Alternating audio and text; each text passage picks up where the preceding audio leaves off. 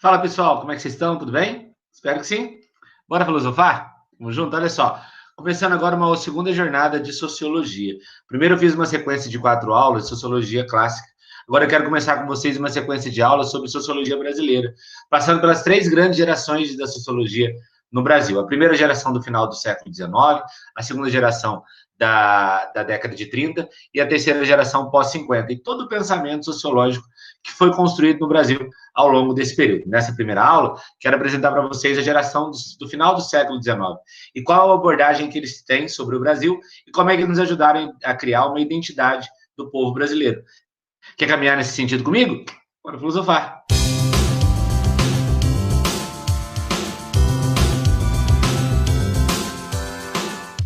Então, pessoal, nessa primeira parte, eu quero fazer um passeio com vocês na geração do final do século XIX.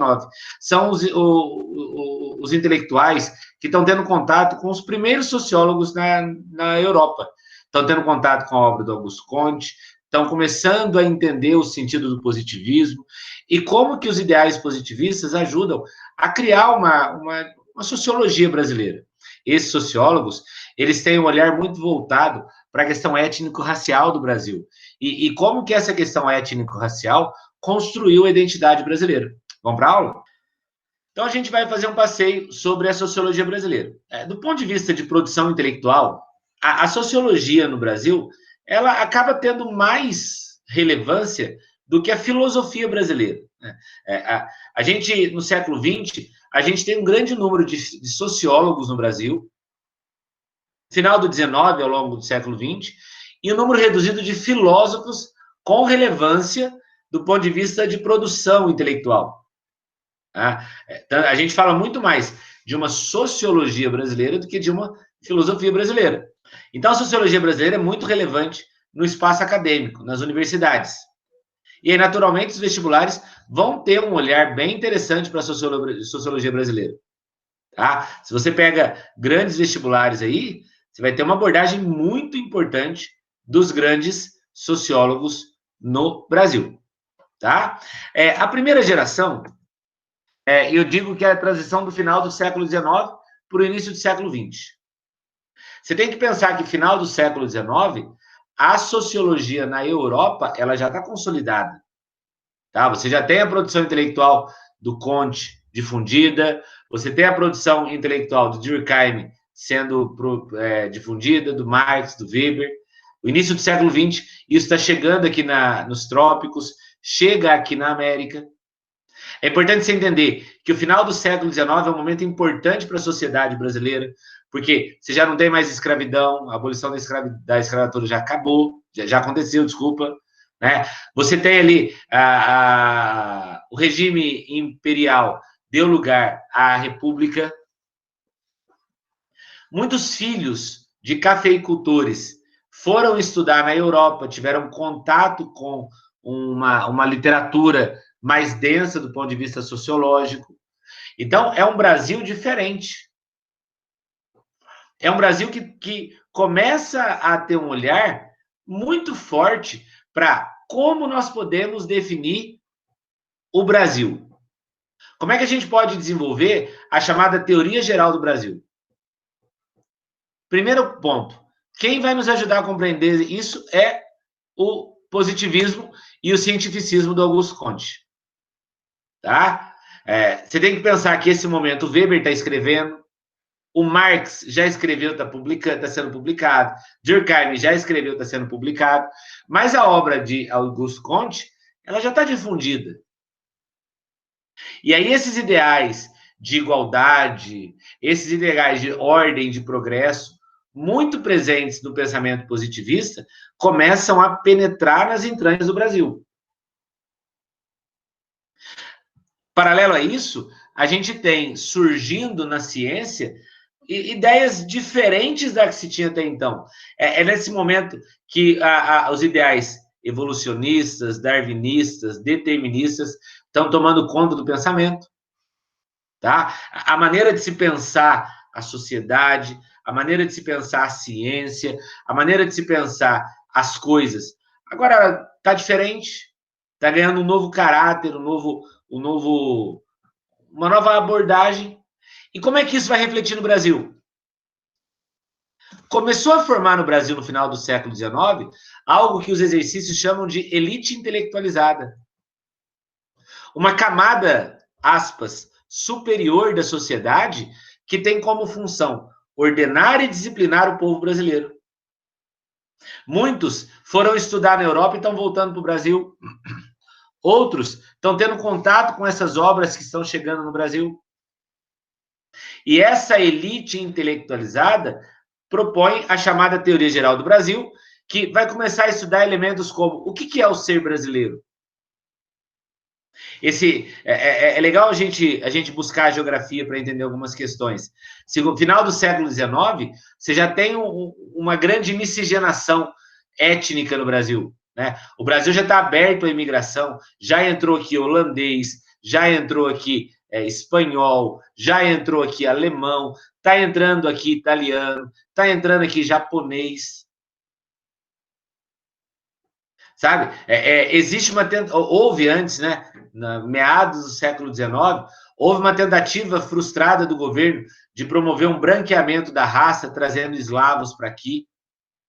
Não deu certo. Então a gente precisa definir o que é o ser brasileiro.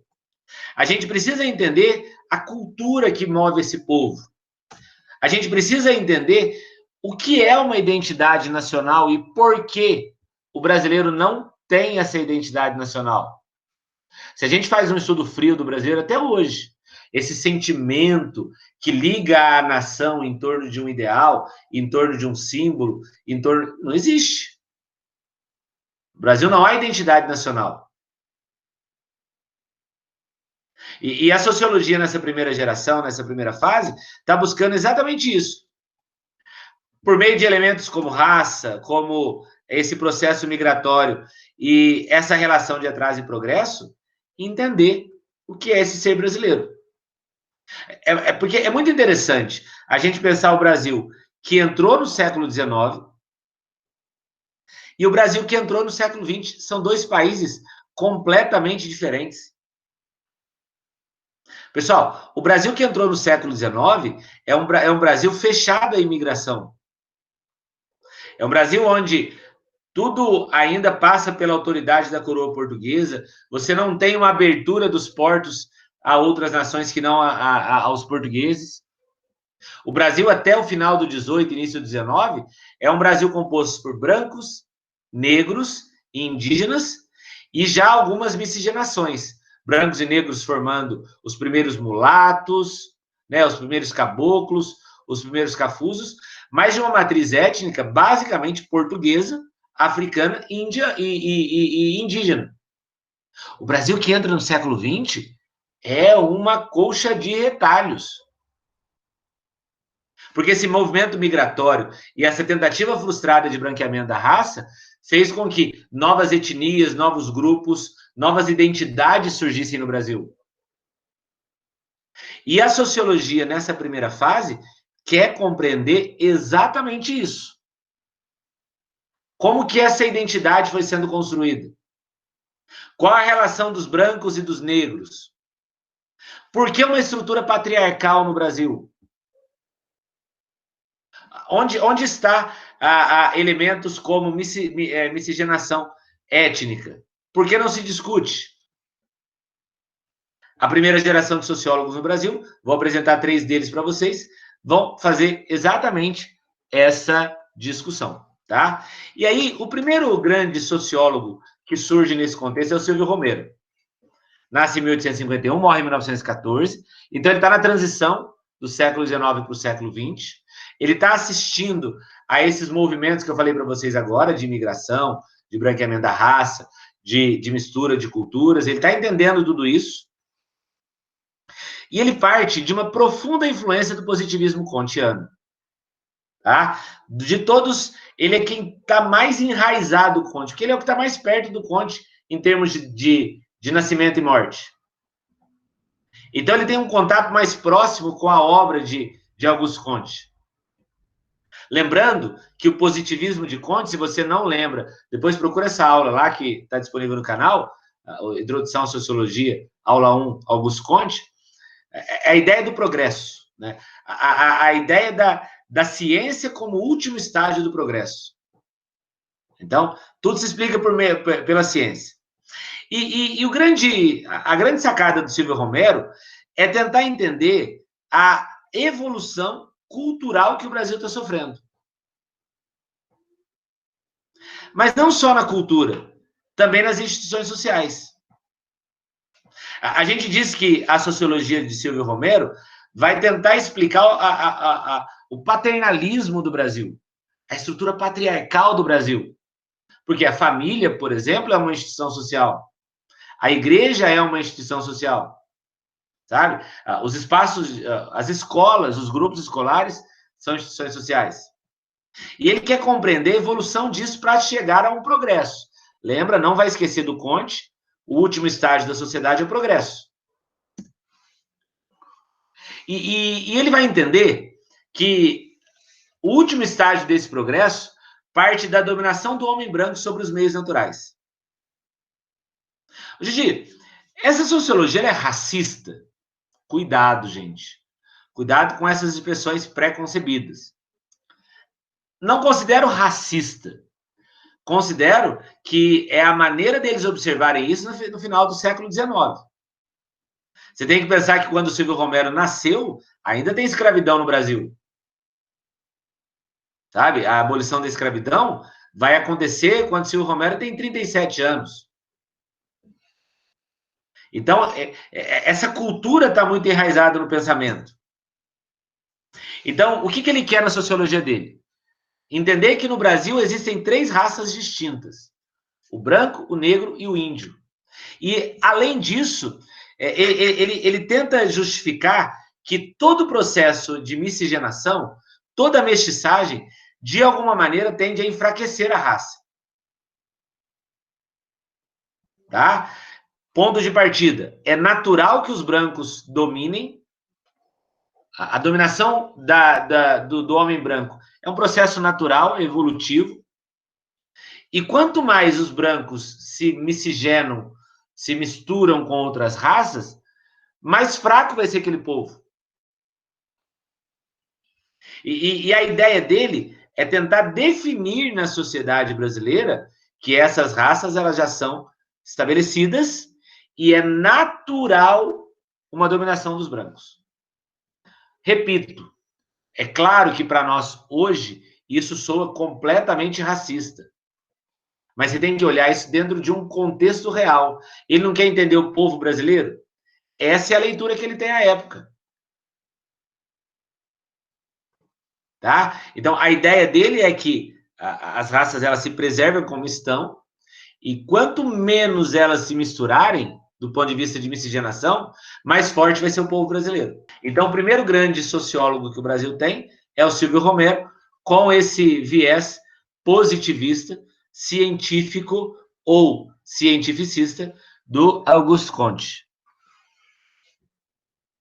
Depois do Silvio Romero, vai aparecer Oliveira Viana. Vai aparecer um pouco depois do Romero, nasce em 1883, ele vive mais tempo, ele tem contato com os sociólogos da segunda geração, tá? Ele morre em 1951, e o ponto de partida dele é entender que toda a estrutura social do Brasil partiu de uma relação binária entre brancos e negros. Ele acaba deixando um pouco de lado os índios.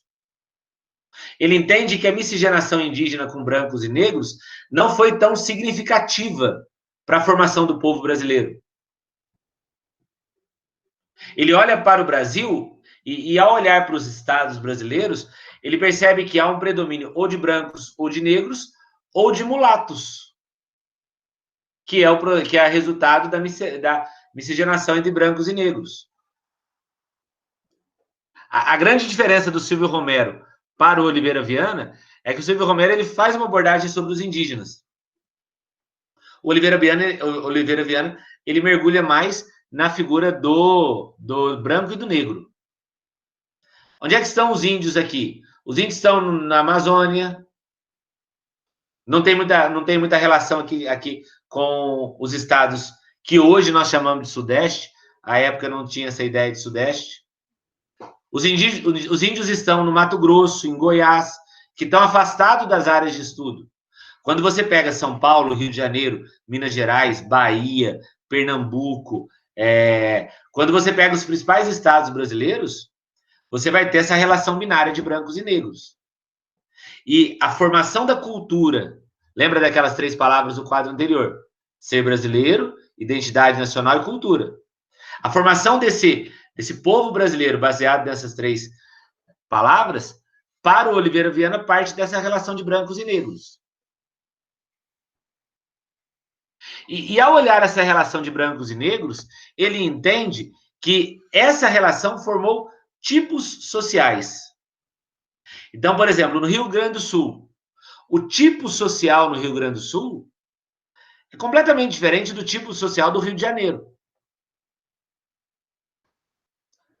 Partindo da relação binária entre brancos e negros.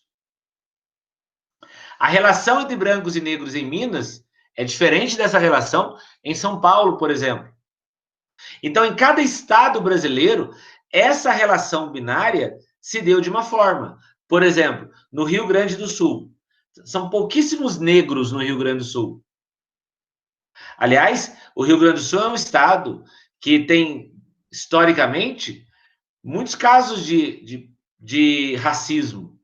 Eu vou lembrar de um caso de um goleiro daqui de Pouso Alegre que sofreu isso deve ter o quê? Uns 5 anos, lá no Estádio Olímpico, que é o estádio do Grêmio, que é o Aranha. A época é goleiro do Santos, né? Mora aqui em Pouso Alegre.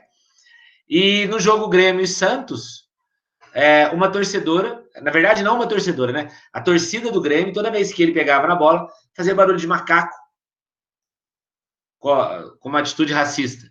E para azar de uma torcedora, e para sorte da sociedade brasileira, no momento em que a câmera estava focada nela, ela deu um grito chamando ele de macaco, e aí isso ganhou uma comoção nacional. Essa menina teve a sua casa incendiada depois, tá? Destruiu a vida dela. Mas é porque essa relação binária no Rio Grande do Sul se deu de uma forma. No Rio de Janeiro, essa relação é mais próxima entre brancos e negros. Tanto que você vê um grande número de mulatos, de negros e de brancos ocupando os espaços no Rio de Janeiro. Só que em todas essas áreas, o Oliveira Viana identifica algo em comum. Uma estrutura patriarcal, onde foi mantido a dominação branca. Mesmo em alguns lugares, como no Rio de Janeiro, havendo uma maior miscigenação, outros, como o Rio Grande do Sul, havendo uma menor miscigenação, em todos eles, a estrutura patriarcal de dominação branca se preservou, se manteve. Então, ainda hoje, esse racismo estrutural que a gente vê no Brasil ainda é herança dessa estrutura patriarcal. Detalhe, esses sociólogos não estão defendendo isso. Eles estão constatando isso. Eles estão argumentando sobre isso. Ah, eles não estão aqui defendendo que tem... Não, no Brasil é assim. É assim que eles estão identificando essa estrutura. Nasce um pouco depois dos 2 primeiros, só que morre antes dos 2. Silvio Romero morre em 1914, o Oliveira Viana morre em 51, o Euclides da Cunha morre em 1909. Tá? E ele vai escrever um livro que talvez seja o grande símbolo, a grande bandeira, o grande marco dessa primeira geração, que é Os Sertões. Aqui não é uma ideia de eu fazer uma análise literária dos sertões com vocês. Aqui é a abordagem sociológica que o Euclides da Cunha faz a partir dos sertões. Tá? Numa aula de literatura, o professor vai passear com vocês na obra inteira e entender o caminho literário que o Euclides da Cunha faz nos sertões. Na sociologia, a gente precisa só ter um olhar sobre a abordagem do autor. E quando a gente olha os sertões, o Euclides da Cunha quer analisar 3 coisas. Primeiro, a exploração dos sertanejos marginalizados durante o Império. Então, ele tem um olhar sobre um recorte da sociedade brasileira. Tá? O Euclides da Cunha não está olhando para todo o Brasil. Ele está tendo um recorte sobre o sertanejo. A galera que vive na Caatinga, no Agreste e no Sertão do Nordeste. E ele está entendendo que existem praticamente dois Nordestes. Um Nordeste do Sertão e um Nordeste do Litoral. E aí, quando ele percebe esses dois Nordestes, aí ele vai falar, olha, do mesmo jeito que existem dois Nordestes, existem dois Brasis. Esse recorte sobre o Nordeste nada mais é do que um recorte sobre o que é o Brasil. E por meio das relações sociais que ele percebe em Canudos, ele começa a perceber o contraste entre sertão e litoral brasileiro. Primeiro, contraste entre sertão e litoral nordestino e, por consequência, o contraste entre sertão e litoral no Brasil. E ele vai identificar que, no aspecto cultural, no aspecto político e no aspecto econômico, há dois Nordestes. Assim como há dois Brasis. Por exemplo, no sertão é um Brasil. No sertão há uma cultura. No litoral há outra. No sertão há uma relação política. No litoral há outra. No sertão há uma relação econômica. No litoral há outra. A grande visão que o Euclides da Cunha tem é perceber, por exemplo, o sertão é um cenário de miséria e fome. O litoral é um cenário de desenvolvimento e urbanização. O sertão é um lugar de uma religiosidade muito popular. O litoral é um lugar de um catolicismo muito presente. E esse contraste que o Euclides da Cunha identifica no sertão, ele vai perceber que não está somente no sertão. É espalhado por todo o Brasil. Natural, gente, vocês percebem isso claramente. As cidades mais desenvolvidas do Brasil são as mais próximas do litoral. As cidades com maior concentração populacional do Brasil são as mais próximas do litoral. As cidades com maior desenvolvimento cultural e econômico do Brasil são do litoral. Em muitos estados, o interior é abandonado.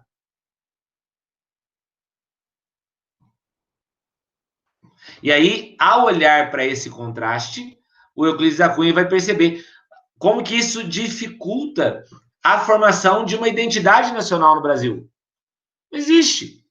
Por quê? Porque você tem um brasileiro no sertão e um brasileiro no litoral. Você tem uma cultura no sertão, e a cultura do sertão é muito marcada por uma religiosidade popular.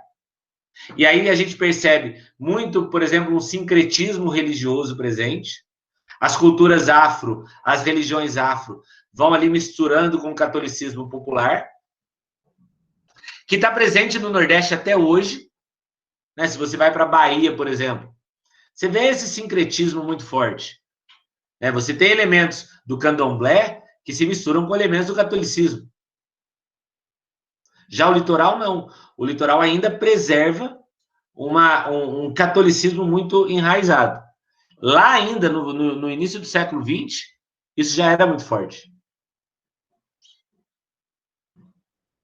Então, esses são os três pensadores que marcam a primeira geração. Pessoal, então essa foi a primeira geração de pensadores que marcam o início da sociologia no Brasil.